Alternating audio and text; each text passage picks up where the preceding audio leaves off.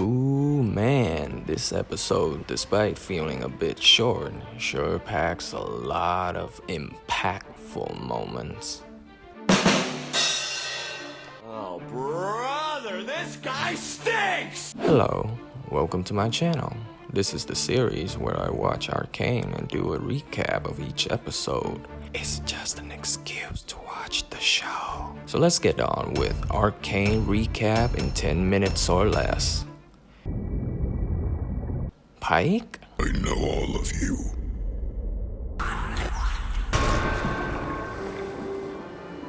Nah, I'm kidding. It's just a trip down memory lane of Silco as he reviews his past. But then, there's this thing. And how he got his infected eye, his history with Vander, and his last near-death encounter with him. Hello, how are you? I am under the water. Please help me. It changes you forever. Old friend. Returning to last episode cliffhanger, turns out Vander got to Vi before the enforcers do. I'm proud of you.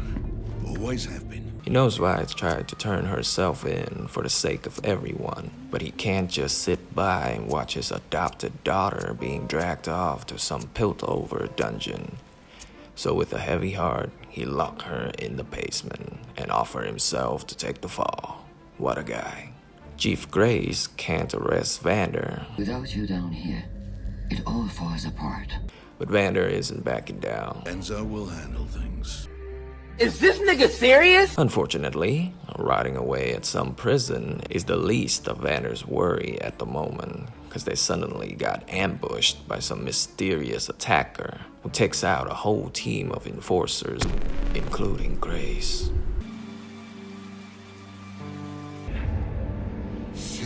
Benzo foolishly go up to confront him and got himself eliminated from the game of life. Seriously, what was he thinking? He just saw some monster demolish a whole group of police and he thought he could stand up to that thing with a pipe? Brother, this is the guy that Vander's entrusted Zon to? Surprise, surprise, the monster turns out to be the kid that took the drug last episode. Marcus started freaking out over how this isn't part of the deal. Deal's changed. Like, bro, why did you not see this coming? He was gonna screw you over since the beginning. And there's two idiots in a row now. Vander just got decked out by that monster and dragged away, while Enforcer Marcus now realized he sold out his entire squad over some chump change. When Vi, she's screaming, hitting, and eventually slump into the darkness of the basement. Elsewhere, the bromance between Jace and Victor grows stronger as they finishes each other's sentences. You have to crank it. However, Jace is distraught to hear that his equipments are gonna be destroyed next morning. That research is everything. My whole life. Not without the crystals. The enforcers took them all. They're gone. That is when Victor proposed they sneak into Heimerdinger's office and conduct the experiment there. Sometime later, Echo comes to let Vi out of the basement. He saw everything and how they rip away at his former master, Benzo. Vi tries comforting him and asks where they took Vander. Turns out it is some run-down makeshift factory where they produce that nasty transformation drug. Vander and Silco have a little back and forth. Vander says Silco had always put his pride above all else. Get people killed. For what? Pride? For respect. While Silco is mad at Vander for giving up their dream. We shared a vision, Vander. A dream. You die for the cause, but you won't fight for one. But thanks to Vander's action in the past, Silco now knows that he has to stop at nothing to defeat his enemies above, and he now has the means to complete their dream. Meanwhile, Jace and Victor are breaking into the office, and then immediately get caught by Madara. However, they manage to convince her that their vision is true. It's real. And no matter what happens here, it's going to change our world. Trust the process? And she, being an opportunist woman herself, decided to give them one night to impress her. One night, gentlemen. Impress me. Vi tell the gang the situation and suggest they all rescue Vander. Well, all except for Powder. And while she said, You're all I have left. I can't lose you. I think deep inside she's afraid Powder's gonna mess things up like she usually do. She gives her a torch and promises to look for her if she's ever in trouble. Powder's obviously distraught to hear this and starts having a mental breakdown, destroying everything around her.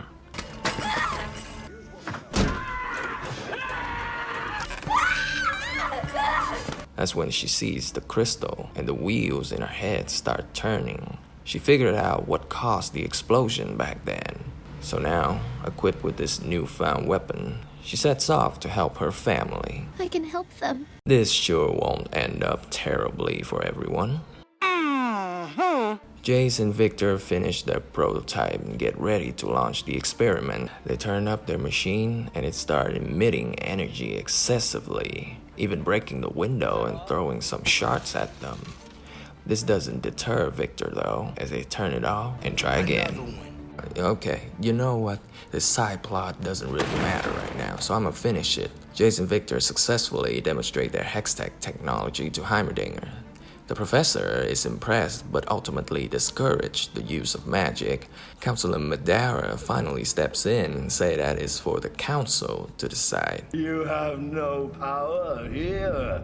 Heimerdinger. Now, let's get back to the action. The kids easily sneak into the building holding Vander. Almost too easy.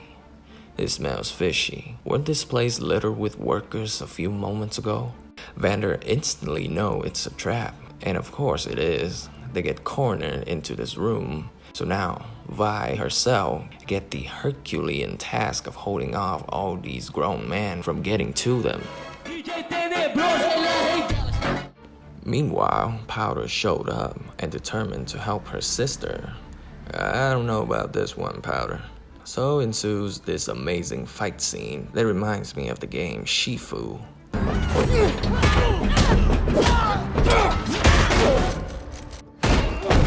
They're making excellent progress on the escape route as Vi continues to hold the thugs back.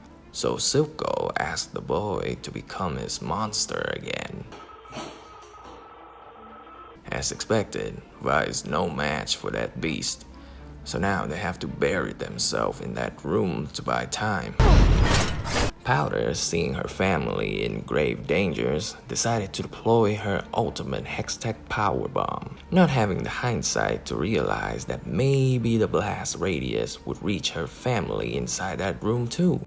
Anyway, as Clagger's nearly done with the wall and Milo is done picking the locks, the monkey bomb detonated and ruins everyone's day.